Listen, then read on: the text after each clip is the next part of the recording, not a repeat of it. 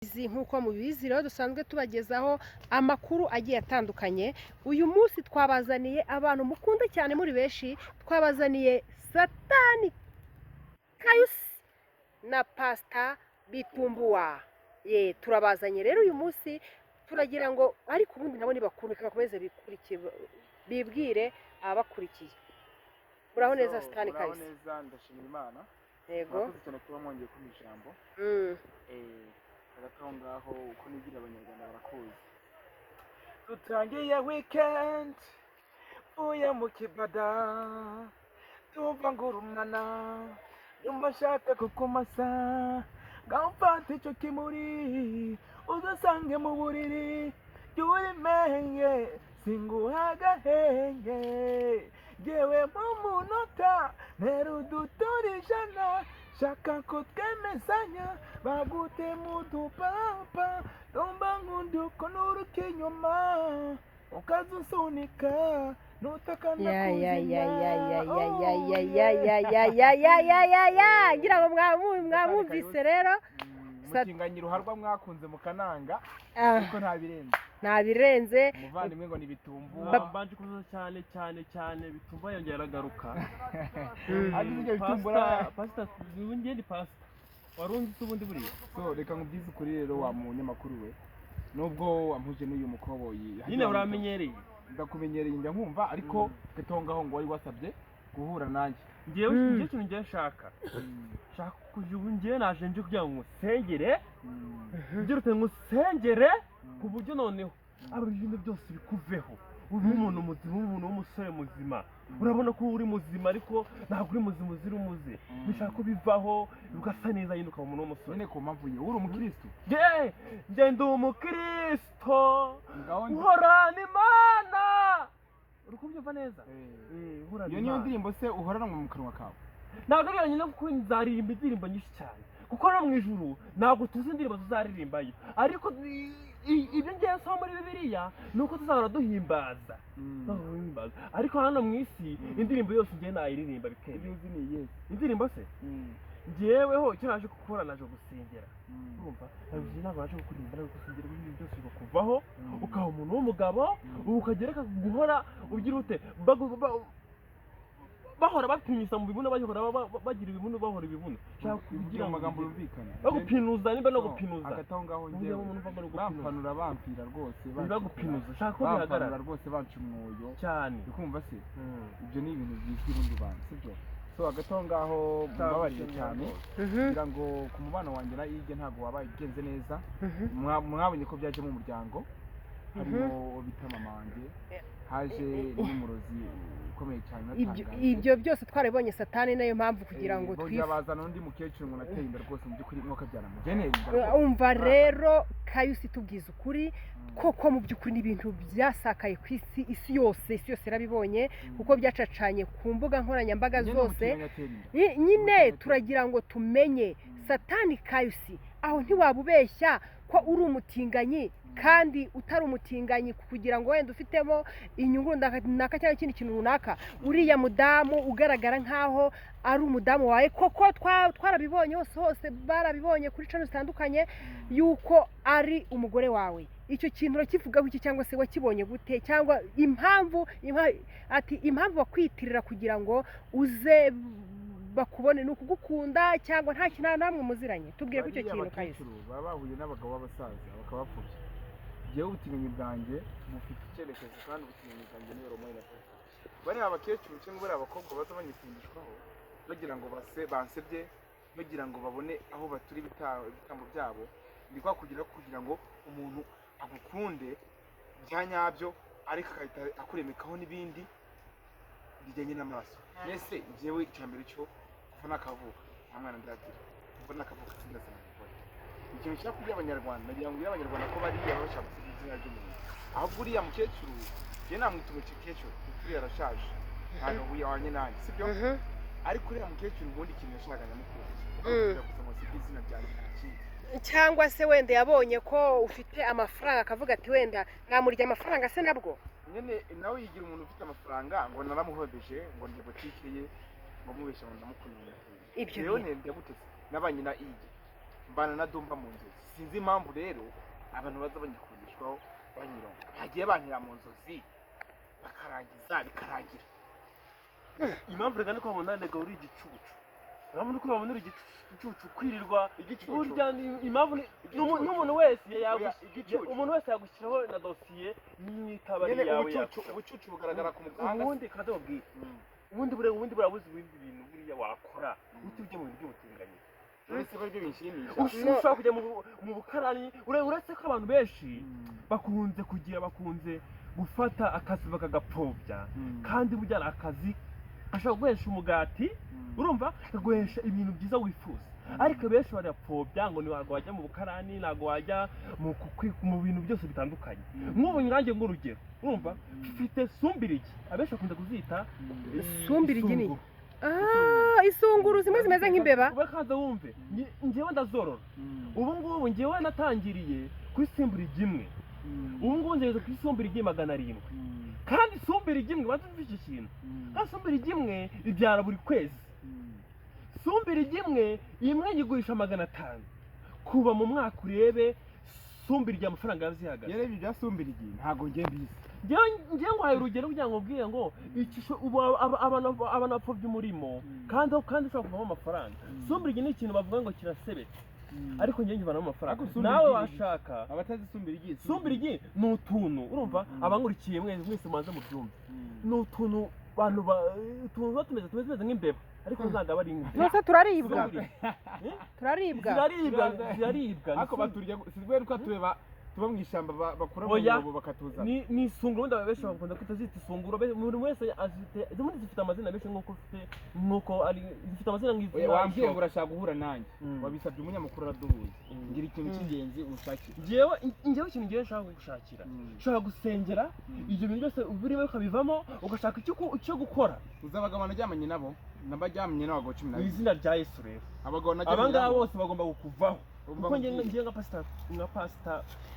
Bitumbu njyewe naje kugira ngo usinde ibyo byose. None pastor Bitumbuwa tubabarire usubire kwako kantu gatoya kasumbirigi buri urabivuze binkoza ahantu turagira ngo uwari we wese wabuze akazi n'uwari we wese kenshi cyane neza sumbirigi ubu ugisha kwivugamo ariko nkunze ko niba uri umunyarwanda uri kumwiki niba uri umunyarwanda ntabwo uri utazi sumbirigi ndazizi. Sumbirigi nuko bazihindura amazina arabazita ngo sunguru sumbirigi ngo ipanji imyashya ibintu byose nk'ibyo ngibyo mwese agira amazina yita sumbirigi ariko abantu benshi ngo tuntu baratuzi ni utuntu nyine utunyamaswa dutoya twororoka vuba. Njyeweho none uragira ngo tunyororere ku mutwe wanjye uragira ngo tunyororere ku mutwe. Impamvu nakubwira kugira ngo ubwire ko tugasuzugura akazi akari kose nako ndi wasuzugura akazi kugira ngo njye impamvu wahisemo cyangwa uragira ngo nzagutinge nawe ngusebye bya Yesu nzagupfira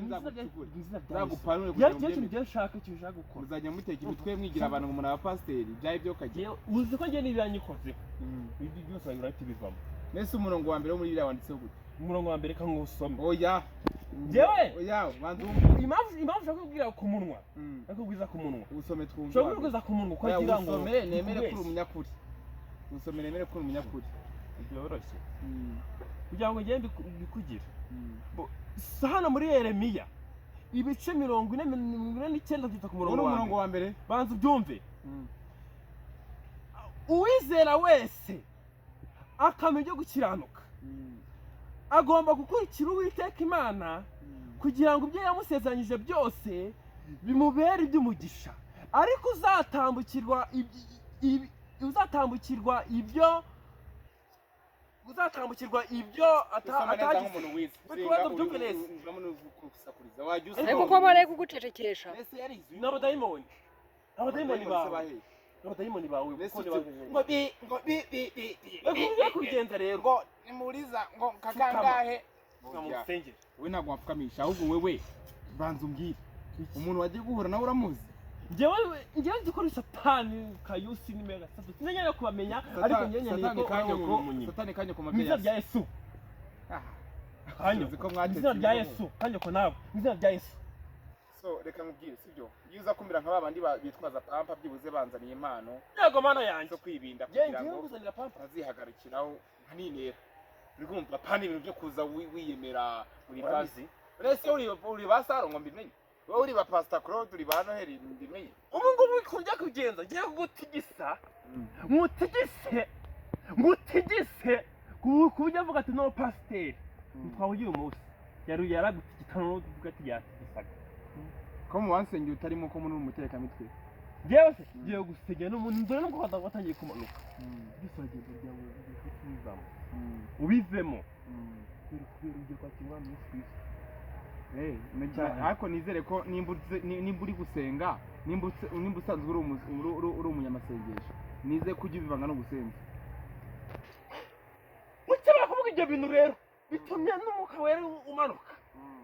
ngiye gusengera ini ni waya ini ni vo ino shayini ngiye kwita ku nguvana mu dayimoni gese ivemo ubu umuntu w'umusari w'umuntu ariko urangika ku nsengero y'amakinyu yego mana yanjye Uwiteka we kugira ngo ibyo byose ujye kuvuga reka maze nyambaze Uwiteka Imana kugira ngo manuke kugira ngo umuye umurimo wawe nuko abanyabakoko mukwiriye nk'ibicucu bihora bigenda bigo n'ubutinganyi kugira ngo umuntu w'umusore muzima kugira ngo bikuvane mu izina rya Yesu ugiye kuvuga ibyo bintu rero utinye n'umutima wanjye utima uri kunsakuriza sha wambaye amahoro wa mugabo ufite abadayimoni ufite imyaka ingahe imyaka ntago ni ngombwa njyewe nje gusengera abadayimoni bakuwe warisengeye yego mana yanjye usa nagubona ko ndayimoni mfite ntabwo uri umutekamitwe nk'aba bandi nyambona we pfukama usenge we tumvuna ko umuntu n'akazi urakabona mbere ya byose ndagira ngo nzagutumire mu bukwe bwanjye ufite umugabo nzabana nawe muri iyi minsi umugabo n'umugore none se numva nawe izina rya Yesu ubwo buko ningigera mukandagiramo nimukandagiramo nabi birangiza acikemo kabiri ndasaba ko abanyarwanda badutwite muri aka kanya bazazana amaparampa n'utuvuta twa gikotori yego mana yanjye kugira ngo tuzabashe kwitunganya mu gihe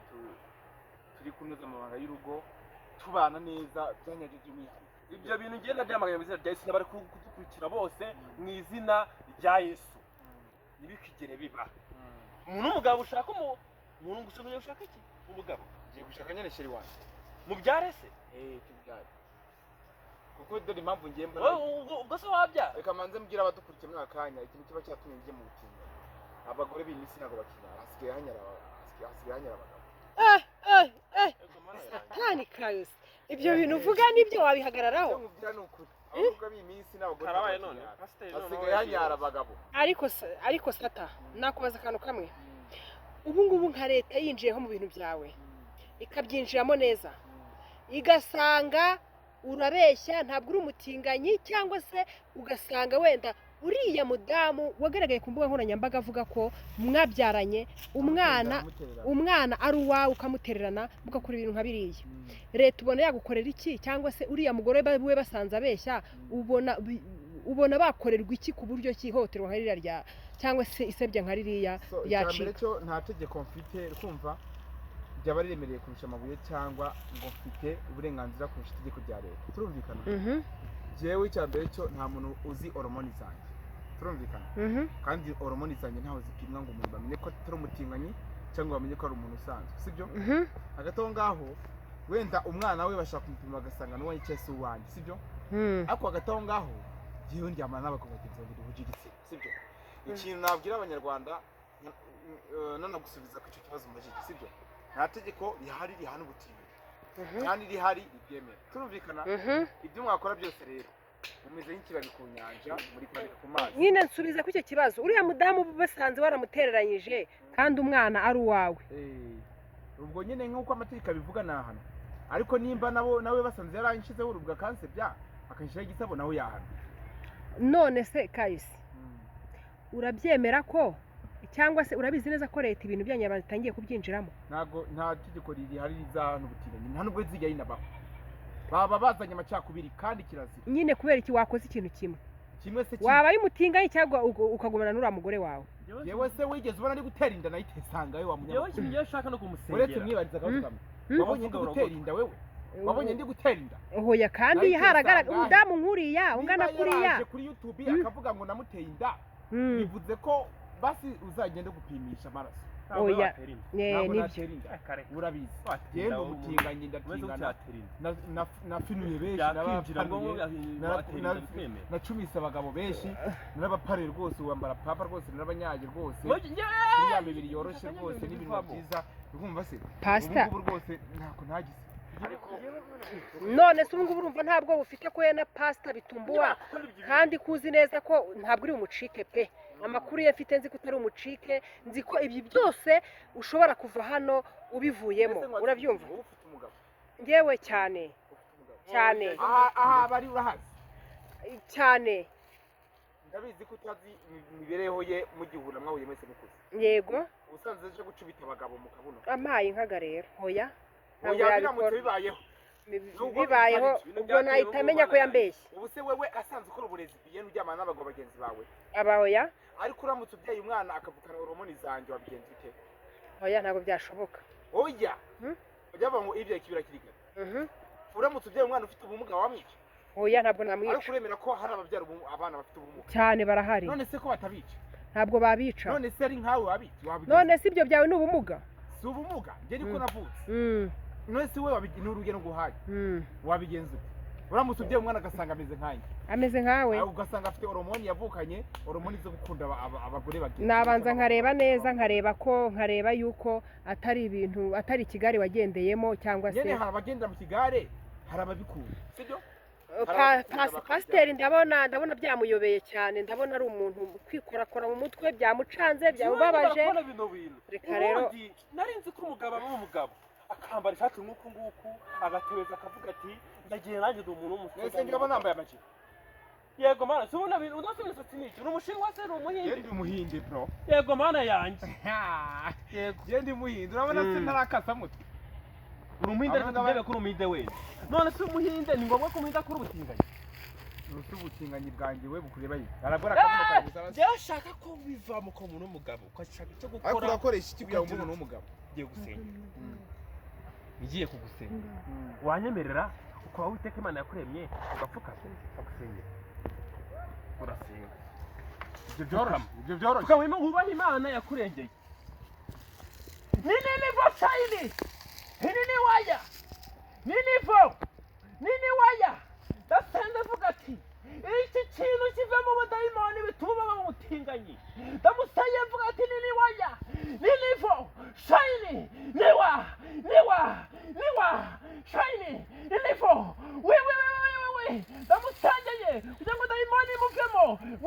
we nivo shayini nini waya kugira ngo wite tukama vuba niwaya nivo shayini niwa nivo niwa ndagusanye mvuga ati uwiteka imana tabura y'umuntu umuvanemo abo umuntu w'umugabo abo umuntu utiranuka ugire nawe agire kubyara agire umuryango